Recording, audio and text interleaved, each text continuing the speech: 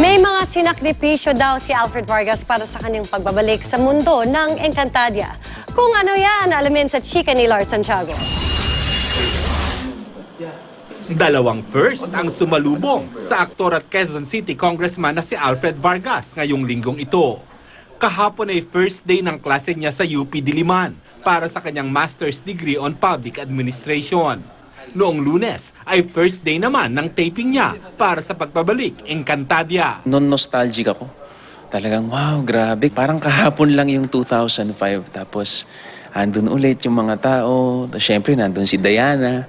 Tapos ang sarap ng feeling. Ginampanan ni Alfred sa unang Encantadia ang papel ni Akil na ginagampanan ngayon ni Rocco Nacino. Parang nafa-flatter ka pagka magaling at karapat-dapat yung kumuha ng role mo. Ngayon, ginagampanan naman ni Alfred ang papel ni Amaro. Hindi na bago sa aktor ang karakter na ito dahil ito rin ang ginampanan niya noon sa sequel ng Encantadia, ang Etheria.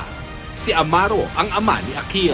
Makikita nila kung ano ba para kay Amaro yung mas importante, yung pamilya o yung loyalty, di ba? O kaya yung trabaho o yung kanyang anak na si Akil. Pinaghandaan ni Alfred ang pagbabalik niya sa Encantadia at hindi raw biro ang hirap, lalo na sa pagbabawas ng timbang. No rice ako, tapos nag-goodbye na muna ako sa chocolate, sweet tooth pa naman ako. Sweet tooth ako, tapos gym ako ng gym. Lars Santiago, updated sa showbiz happening.